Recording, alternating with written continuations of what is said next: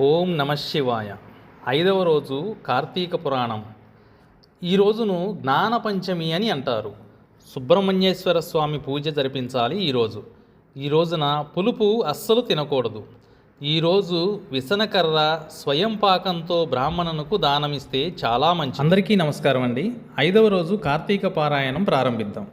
వశిష్ఠుడు జనక మహారాజుతో వనభోజన వైశిష్ట్యాన్ని వివరిస్తాను, సావధాన చిత్తుడివై విను అని అన్నాడు. ఓ రాజేంద్ర, కార్తీక మాస గొప్పదనాన్ని ఎంతని వర్ణించగలను?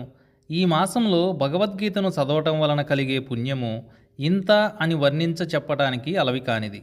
అంత కాకపోయినా ఒక్క శ్లోకాన్ని చదివిన వారి అదృష్టాన్ని నేను వర్ణించలేను. ఆ విధంగా గీతను చదివిన వారు శ్రీమన్నారాయణ కృపకు పాత్రులై తరిస్తారనడంలో ఎంతమాత్రం సందేహమే లేదు. అలా చదివిన వారి యొక్క పూర్వజన్మల పాపాలన్నీ నశిస్తాయి. ఈ మాసంలో వనభోజనానికి అత్యంత ప్రాధాన్యం ఉంది. వనభోజనం వలన విష్ణులోకం లభిస్తుంది. నిత్య నైమిత్తిక కర్మలలో కానీ భోజన కాలంలో కానీ భ్రష్టులు శూద్రులు సూతకం కలవారిని చూడటం, మాట్లాడటం, తాకడం వలన కలిగే సమస్త దోషాలు తొలగిపోతాయి. చెట్లు తీగలు మొక్కలు గల వనంలో ఉసిరి చెట్టు మొదట్లో సాలగ్రామాన్ని పెట్టి విష్ణువును ప్రార్థించి శాస్త్ర ప్రకారంగా దక్షిణ తాంబూలాలను ఇచ్చి పూర్ణకుంభాన్ని నివేదన చేసి బంధుమిత్ర సపరివార స్నేహితులతో కలిసి పంక్తి భోజనం చేసేవారి జన్మధన్యమే. వన సమారాధనలో భోజనం చేసిన వారిని సమస్త పాపాల నుండి విముక్తులను చేసి దివ్యత్వాన్ని ప్రసాదిస్తుంది. పూర్వం ఒక బ్రాహ్మణుని కుమారుడు దురాచార సంపన్నుడైనందున తండ్రిచే శపించబడ్డాడు. అయినా కార్తీక మహాత్యాన్ని వినడం వలన పవిత్రుడై తరించాడు అన్నాడు వశిష్ఠుడు జనక మహర్షితో. జనకుడు, ఓ మునిశ్రేష్ఠ, ఆ బ్రాహ్మణ బాలుడు ఎవరు? అతడు చేసిన దురాచారాలు ఏమిటి? తండ్రి అతడిని ఏమని శపించాడు? ఆ బాలుడు శాప విముక్తిని ఏ విధంగా పొందాడు? వీటన్నిటినీ వివరంగా చెప్పండి అని ప్రార్థించాడు వశిష్ఠ మహర్షిని. పూర్వం కావేరీ నదీ తీరంలో దేవశర్మ అనే పేరు గల బ్రాహ్మణోత్తముడు ఉండేవాడు. అతడు దేవతారాధనలోనూ ధార్మిక కార్యక్రమాలలోనూ శ్రద్ధాభక్తులు కలిగిన సదాచార సంపన్నుడు. అతడికి దేవదత్తుడు అనే పేరు గల పరమ దురాచార సంపన్నుడైన కొడుకు ఉండేవాడు.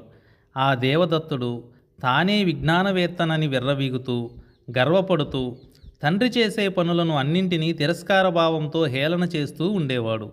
ఏదో ఒక విధంగా కుమారుని సన్మార్గంలో ప్రయాణింపజేయాలని ఆ పండితోత్తముడు ఎంతగా ఆరాటపడినా ఎన్ని ప్రయత్నాలు చేసినా ఆ పండితపుత్రుడు తండ్రికి లొంగలేదు. ఒక రోజున తండ్రి కుమారుని పిలిచి, నాయనా, రాను రాను నీ ఆగడాలు శృతిమించిపోతున్నాయి. ఎవరు ఏ పని చేసినా వారిని వారు చేసిన పనులను విమర్శిస్తున్నావు. అందరితోనూ తగాదా పడుతున్నావు. మనది ఎంతటి సదాచార కుటుంబం, పూజలు పునస్కారాలతో పునీతమైన కుటుంబం. మన ఇంటికి వచ్చిన వారిని సమాధారించడం మన ధర్మం. ఇవన్నీ చేయకపోగా అవధులు తప్పి పాప పనులు చేస్తున్నావు. రాను రాను పతనమైపోతున్నావు. ఇక మీదటనైనా వివేకవంతుడివై సన్మార్గంలో పయనిస్తూ భక్తి తత్పరతో మెలుగుతూ ఉండు. కుటుంబ గౌరవాన్ని నిలబెట్టు అంటూ మందలించాడు. తండ్రి మందలింపు విన్న కుమారుడు తండ్రిని ఎంతో వెటకారంగా చూశాడు.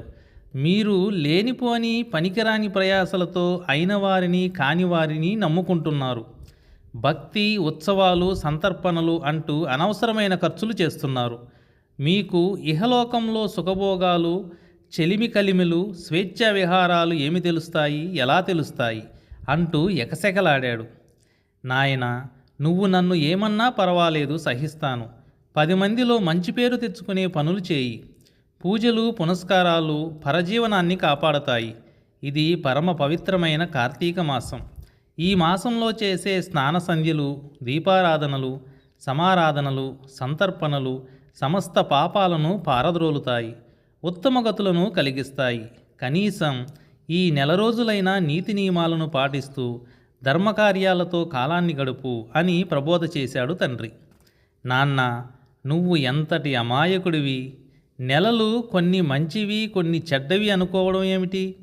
గుళ్ళో దీపాలు వెలిగిస్తే పుణ్యం వస్తుందేమో, కానీ అవే దీపాలు ఇంట్లో వెలిగించుకుంటే వెలుతురు వస్తుంది. ఇంటి నిండా వనభోజనాల పేరుతో అయిన వాళ్ళకి కాని వాళ్ళకి పెట్టడం కన్నా మన చుట్టాలకి బంధువులకు మిత్రులకి కనుక వడ్డిస్తే వాళ్ళు తృప్తి పడతారు. అప్పుడు వాళ్ళు మనకి ఇంత పెడతారు, మన పట్ల మంచి మనసుతో ఉంటారు అంటూ అనేక విధాలుగా తండ్రిని దుర్భాషలాడాడు. కుమారుని మాటలు విన్న తండ్రికి మిక్కిలి కోపం వచ్చింది. కుమారునితో, ఓరి మూర్ఖుడా, నేను చెప్పే మాటలు వినడం ఆచరించడం లేకపోగా నన్నే ఎగతాళి చేస్తున్నావు. నువ్వు ఇకపై మానవునిగా ఉండటానికి పనికిరావు కనుక ఎలుకవై ఏ చెట్టు తొర్రలోనో కాలం గడుపుతూ బ్రతుకు అని శపించాడు. తండ్రి శాపవాక్కులు విన్న దేవదత్తుడు భయంతో వణికిపోతూ తండ్రి పాదాల మీద పడిపోయాడు. నా అవివేకానికి ఇంతటి కఠిన శిక్ష విధించావేమిటి? నన్ను కనికరించు, నాకు శాప విమోచనాన్ని అనుగ్రహించు అంటూ తండ్రి కాళ్ళావేళ్లా పడ్డాడు. కుమారా, నా శాపానికి తిరుగులేదు. తప్పక నువ్వు అనుభవించి తీరాల్సిందే. ఇప్పటికైనా పశ్చాత్తాపపడుతున్నావు కనుక శాప విమోచనం సమయం చెబుతాను. ఎప్పుడు నువ్వు కార్తీక మాస మహాత్యాన్ని వింటావో ఆనాడే నీకు శాప విమోచనం అవుతుంది అని చెప్పాడు. శాప విమోచన విషయం విన్న వెంటనే దేవదత్తుడు ఎలుకగా మారిపోయి కావేరీ నదీ తీరాన గల గజారణ్యంలో ఒక మర్రి చెట్టు తొర్రలో నివసిస్తున్నాడు. కొంతకాలం గడిచినాక విశ్వామిత్ర మహర్షి శిష్య సమేతుడై వనభోజనం కారణంగా గజారణ్యానికి వచ్చాడు. కార్తీక మాస స్నానం చేసి చెట్టు క్రింద శ్రీమన్నారాయణి ఆరాధించి తన శిష్యులకు కార్తీక పురాణాన్ని వినిపిస్తున్నాడు. ఆ సమయంలో ఆ చెట్టు తొర్రలోనే ఉన్న ఎలుక బయటకు వచ్చి పూజా ద్రవ్యాల కోసం ఎదురు చూస్తుంది. ఆ దారిలో పోతున్న కిరాతకుడు విశ్వామిత్రుని అతని శిష్యగణాలని చూసి ఎవరో దారిని పోయే బాటసారులే అనుకొని వారి వద్ద ఉన్న ధనాన్ని అపహరించాలనే కోరికతో వాళ్ళ దగ్గరకు వచ్చాడు. కానీ మహర్షిని అతడి శిష్యులని చూసిన తర్వాత ఆ కిరాతకుడి మనసే మారిపోయింది. సంస్కారవంతుడై మహర్షికి నమస్కరించాడు. విశ్వామిత్రుడితో, మీరు ఎవరు? మిమ్మల్ని చూడగానే నాలోని క్రూరత్వం తొలగిపోయింది, ఆనందం కలుగుతుంది.